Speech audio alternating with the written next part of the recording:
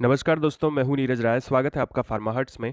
आज के वीडियो में हम लोग बात कर रहे हैं how to read pregnancy USG report, यानी प्रेगनेंसी की अल्ट्रासाउंड रिपोर्ट कैसे पढ़ते हैं।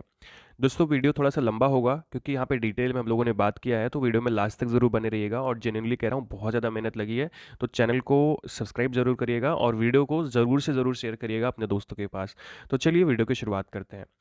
दोस्तों प्रेगनेंसी की रिपोर्ट में बहुत सारी चीज़ें होती हैं, जो कुछ कॉमन टर्म्स होते हैं, जैसे L M P, G A, E D D, V P D, H C, A C, F L, A F I. तो इस वीडियो में हम लोग डिटेल में इसके बारे में देखेंगे कि इसकी वैल्यू क्या होती है, इसका फुल फॉर्म क्या होता है, इसका मतलब क्या होता है। तो सबसे पहले अगर हम लोग बात करें कुछ कॉमन टर्म्स के बारे में, जिसमें सबसे पहली चीज़ आती है दोस्तों एल एम पी, जिसको हम लोग कहते हैं लास्ट मेंस्ट्रुअल पीरियड। इसका मतलब क्या होता है कि लास्ट मतलब सबसे आखिरी बार पीरियड कब आया हुआ था, तो वो डेट यहाँ पे लिखी होती है सबसे पहले। इसके अलावा दूसरे नंबर पे आती है जी ए। जी ए का मतलब होता है गेस्टेशनल एज। गेस्टेशनल एज यानी कि जो गर्भकाल है वो कितने टाइम का है, यानी बच्चे का गेस्टेशनल पीरियड कितना है। तो गेस्टेशनल एज हम लोग दो तरीके से निकालते हैं, रिपोर्ट में दो तरीके से होता है, G A L M P और G A U S G. L M P यानी कि मेंस्ट्रुअल पीरियड से अगर हम लोग जोड़ेंगे तो वो जितना आएगा उसको हम लोग कहेंगे, वो एज को जी ए एल एम पी कहेंगे। और इस रिपोर्ट के हिसाब से, यानी अल्ट्रासाउंड के हिसाब से, जब से पता लगा है कि बच्चा जो है वो गर्भ में है, उसको हम लोग कहेंगे जी ए यू एस जी। और इसी के अकॉर्डिंग दोस्तों तीसरे नंबर पे आती है ई डी डी। ई डी डी को हम लोग कहते हैं एक्सपेक्टेड डिलीवरी डेट। ये क्या होती है कि बच्चे का जन्म कब होगा। तो वो ईडीडी भी दो प्रकार की होती है, एलएमपी से देखी जाती है और यूएसजी से देखी जाती है, यानी मेंस्ट्रुअल पीरियड से। और दूसरी जो देखी जाती है वो इस रिपोर्ट के अकॉर्डिंग देखी जाती है।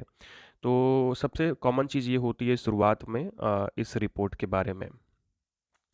नेक्स्ट दोस्तों आगे बढ़ते हैं, तो अगली जो चीज़ आती है वो है नंबर ऑफ़ फीटस लिखा होता है, जिसमें बच्चे की संख्या कितनी है वो बताया जाता है। तो यहाँ पे इस रिपोर्ट के अंदर में बच्चा सिंगल है, अकेला है।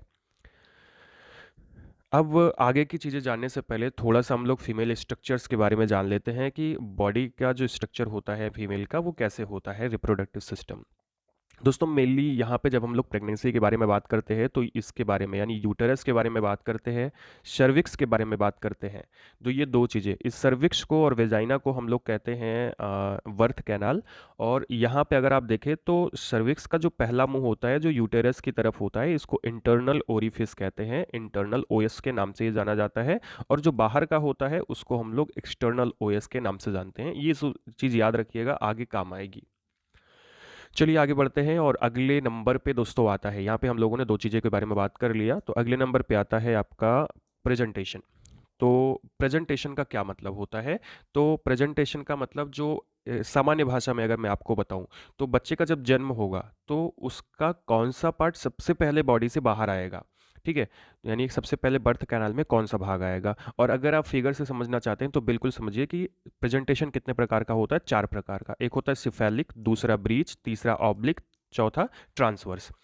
यानी अगर बच्चे का सिर नीचे की तरफ है, यानी सर्विक्स की तरफ है, ओपनिंग की तरफ है, तो इसको हम लोग सिफेलिक प्रेजेंटेशन बोलते हैं। ब्रीच प्रेजेंटेशन में जो बच्चे का हेड होता है वो ऊपर के साइड में होता है, माँ की तरफ, माँ के मुंह की तरफ होता है, ऊपर के साइड में। और पैर जो होता है वो नीचे के साइड में, यानी ओरिफिस की तरफ होता है, इसको ब्रीच कहते हैं।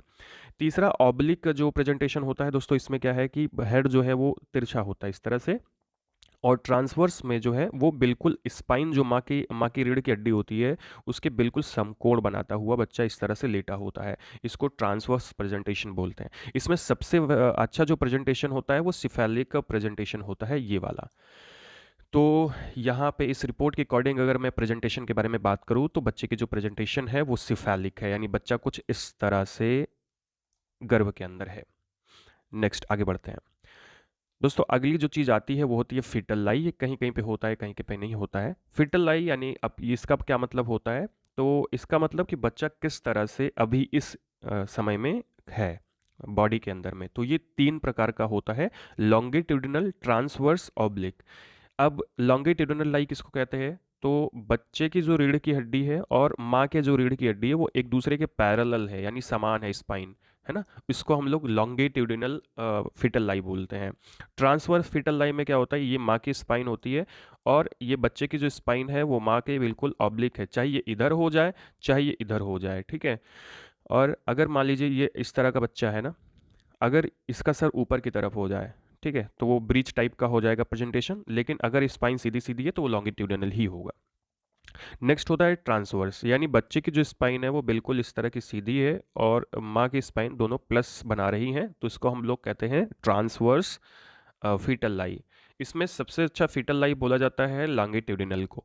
तो इसमें हम लोग फीटल लाई की अगर बात करें तो फीटल लाई कैसी है, लॉन्गिट्यूडिनल है, यानी बच्चे की जो पोजीशन है इस तरह की है। नेक्स्ट, अगला दोस्तों जो है वो है पोजीशन ऑफ प्लेसेंटा। प्लेसेंटा की पोजीशन जो कि बहुत मायने रखती है। तो यहाँ पे है प्लेसेंटा पोजीशन क्या होती है।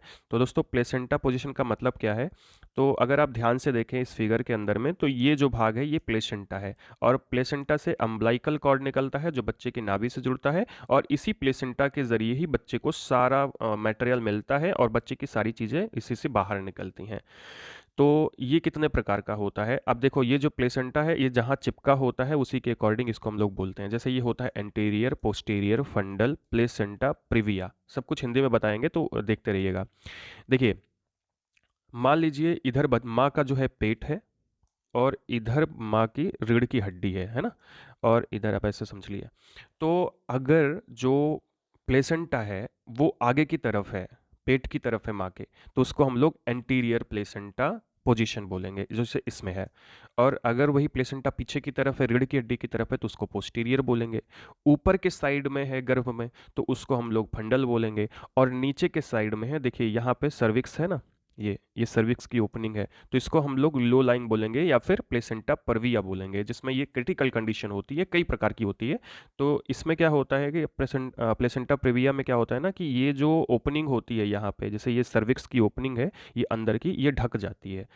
तो इसमें सबसे अच्छा माना जाता है, तो आप किसी को भी कह सकते हैं सबसे अच्छा, लेकिन सबसे जो क्रिटिकल कंडीशन होती है वो होती है प्लेसेंटा प्रिविया। यानी इसमें क्या होता है कि बच्चे को पोषण कम सही से मिल पाता है, तो ऐसे में थोड़ी दिक्कत होती है बच्चे में। ऐसा नहीं है कि इससे कोई प्रॉब्लम होगी, लेकिन थोड़ा सा क्रिटिकल होता है।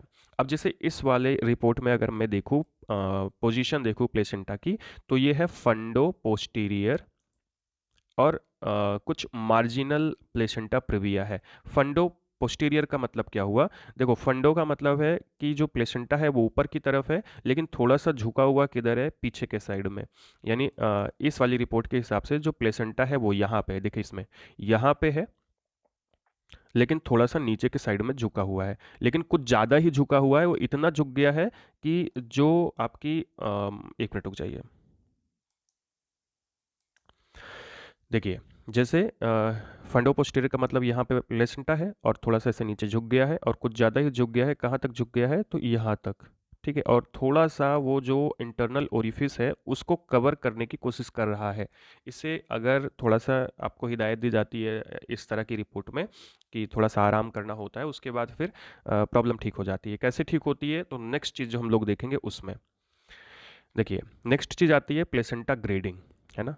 प्लेसेंटा ग्रेडिंग का मतलब क्या होता है, तो प्लेसेंटा ग्रेडिंग का मतलब होता है कि प्लेसेंटा का मैच्योरेशन कहाँ तक हुआ है, यानी प्लेसेंटा कितना मजबूत हो गई है। तो इसको हम लोग 4 ग्रेड में बांटते हैं, grade 0, grade first, grade second, and फिर आती है आपकी ग्रेड थर्ड, ठीक है। बच्चे की एज के हिसाब से ये होता है। तो इसमें कुछ होता नहीं है, आप इसे समझो कि जैसे जैसे ग्रेड बढ़ता जाता है, प्लेसेंटा में इस तरह के कॉमा के स्ट्रक्चर बनते जाते हैं, और प्लेसेंटा का कैल्सिफिकेशन होता है, प्लेसेंटा मजबूत हो जाता है, तो ज़्यादा हिलता डुलता नहीं है, यानी ज़्यादा मेच्योर हो जाता है प्लेसेंटा। तो ग्रेडिंग से हम लोग पता करते हैं। तो यहाँ पे जो, क्योंकि बच्चे की जो एज है वो 18 हफ्ते की है, 18 हफ्ते 5 दिन आप समझ लीजिए, कम से कम ये 19 हफ्ते की है, तो इसकी जो ग्रेडिंग आ रही है वो फर्स्ट होनी चाहिए ना, 18 से 29 वीक में, तो इसकी ग्रेडिंग भी फर्स्ट है इस तरह से, ठीक है। नेक्स्ट आगे बढ़ते हैं दोस्तों। अगली चीज़ आती है कुछ दूसरे टर्म्स, जैसे यहाँ पे सबसे पहली चीज़ आती है cervical length. Cervical length actually cervical length होती है, और दूसरी आती है लिक्विड एमनियोटिक फ्लूइड इंडेक्स, दोनों हम लोग बात करेंगे। तो यहाँ पे देखिए ये होती है सर्विकल लेंथ, जो कि है 3.4 सेंटीमीटर। सर्विकल लेंथ क्या होती है, तो यहाँ पे बच्चा होता है, यूटरस होता है, आगे ये सर्विक्स होती है, इसी की लंबाई को मापा जाता है। ये लंबाई जो होती है इसको हम लोग सर्विकल लेंथ बोलते हैं, ठीक है। नेक्स्ट होता है लिक्वर या फिर एमनियोटिक फ्लूइड इंडेक्स। ये क्या होता है, तो लिक्वर एमनियोटिक फ्लूइड इंडेक्स जो बच्चा गर्भ में जब होता है ना, तो वो एक प्रकार के सैक में बंद होता है, एक प्रकार के कह सकते हो कि इस तरह की झिल्ली में बंद होता है जिसको एमनियोटिक सैक कहते हैं। उसी के अंदर इस तरह का पानी भरा होता है, इसी में बच्चा तैरता रहता है। तो उसी को हम लोग कहते हैं एमनियोटिक फ्लूइड, और यहाँ पे वो एडिक्वेट है, यानी कि पर्याप्त मात्रा में है, कोई प्रॉब्लम नहीं है। नेक्स्ट जो सबसे कॉमन चीज़ पूछी जाती है उसके बारे में हम लोग बात करते हैं, जो कि कुछ फीटल पैरामीटर है। दोस्तों फीटल पैरामीटर में आपको बताया जाता है बीपीटी के बारे में, एचसी के बारे में, एसी के बारे में और एफएल के बारे में। ये क्या होता है, ध्यान से सुनिएगा। बीपीडी का मतलब क्या होता है, तो इसको हम लोग कहते हैं बाईपेराइटल डायमीटर। देखो ये बच्चे का सर की रिपोर्ट है, जिसमें ये वाली लाइन देखो तो ये पेराइटल बोन, यानी सब सर के सबसे ऊपर की जो बोन होती है उसको पेराइटल बोन कहते हैं, और उसी के डायमीटर को यहाँ पे बताया जा रहा है। तो अगर हम लोग बीपीटी की बात करें यहाँ पे, तो बीपीडी जो है वो 4.2 सेंटीमीटर है, जो कि नॉर्मल है 19 हफ्ते के बच्चे के लिए। तो इसका जो सर है इसका डायमीटर होता है पेराइटल बोन का। दूसरे नंबर पे आता है एचसी। एचसी को हम लोग कहते हैं हेड सरकमफेरेंस, यानी कि पूरा का पूरा जो आपका बच्चा है उसका सर जो है उसकी माप जो होती है उसको हम लोग कहते हैं। वहीं एसी, एसी को या एब्डोमिनल सरकमफेरेंस को हम लोग बोलते हैं ये, इसको कहा जाता है पेट का डायमीटर, जो कि देखा जाता है पेट की नाप देखी जाती है। वहीं अगली है फीमर लेंथ। फीमर की लेंथ क्या है, तो फीमर यानी पैर की हड्डी जो होती है जांग की, उसकी लंबाई देखी जाती है, तो वो यहाँ पे दर्शाया जाता है। तो आगे मैं चार्ट दे दे रहा हूँ, उसमें आप देख सकते हैं। देखो इस चार्ट के हिसाब से आप देख सकते हैं कि अपने बच्चे की एज क्या है और उसका जो वैल्यू दी गई है क्या वो सही है या नहीं है। चलिए आगे बढ़ते हैं। दोस्तों नेक्स्ट जो है हम लोग बात कर रहे हैं फीटल के कुछ अलग दूसरे पैरामीटर्स के बारे में। जैसे यहाँ पे जो अगले नंबर पे आती है वो है फीटल वेट, जो कि इम्पोर्टेंट है, और फिर फीटल हार्ट रेट। तो दोनों का मैं यहाँ पे आपको एक वो दे दे रहा हूँ जिससे आप समझ पाएंगे कि फीटल रेट कितना होना चाहिए किस एज में, और फीटल का जो हार्ट रेट होना चाहिए वो कितना होना चाहिए किस उम्र में। हाँ थोड़ा सा वेरी कर सकता है, ध्यान रखिएगा, बहुत ज़्यादा नहीं, ऐसा नहीं है कि एग्जैक्ट यही आएगा। ठीक है, तो इस तरह का होता है। नेक्स्ट आगे बढ़ते हैं, अगली चीज़ क्या दिखाती है रिपोर्ट में। तो दोस्तों लास्ट में हम लोग यहाँ पे बात कर रहे हैं कि कंक्लूज़न क्या होता है, कि जैसे जो रिपोर्ट आती है उसमें इंप्रेशन दिया गया होता है कि सब कुछ ठीक है या कोई प्रॉब्लम है। लेकिन क्योंकि ये मैं जो बता रहा था वो टीफा की रिपोर्ट थी, तो इसमें और भी बहुत सारी चीज़ें देखी जाती है, बाद में इंप्रेशन दिया जाता है। तो मैंने केवल आपको नॉर्मल जो प्रेगनेंसी की यूएसजी रिपोर्ट आती है, मतलब बच्चे की, उसके बारे में बताया है। तो अगर आप टोटली जानना चाहते हैं टीफा के बारे में कि क्या क्या चीज़ें और होती हैं, टीफा क्या होता है, कैसे होता है, तो वीडियो में कमेंट जरूर करिएगा, उसके बारे में भी वीडियो बनाया जाएगा। यहाँ पे दोस्तों अगर मैं बात करूँ तो प्लेसेंटा के बारे में दिया गया है और क्रेनियम के बारे में दिया गया है कि दोनों चीज़ें बिल्कुल ठीक है, कोई प्रॉब्लम नहीं है। तो दोस्तों ये था छोटा सा वीडियो जिसमें हम लोगों ने बात किया अल्ट्रासाउंड रिपोर्ट कैसे पढ़े प्रेगनेंसी के अंदर में। वीडियो बनाने में दोस्तों मेहनत सच में बहुत ज़्यादा लगी है, तो वीडियो को लाइक करके दोस्तों के पास ज़रूर शेयर करिएगा और सब्सक्राइब करिएगा चैनल को अगर किया नहीं अभी तक। मिलते हैं नेक्स्ट वीडियो में। पूरा वीडियो देखने के लिए बहुत बहुत धन्यवाद।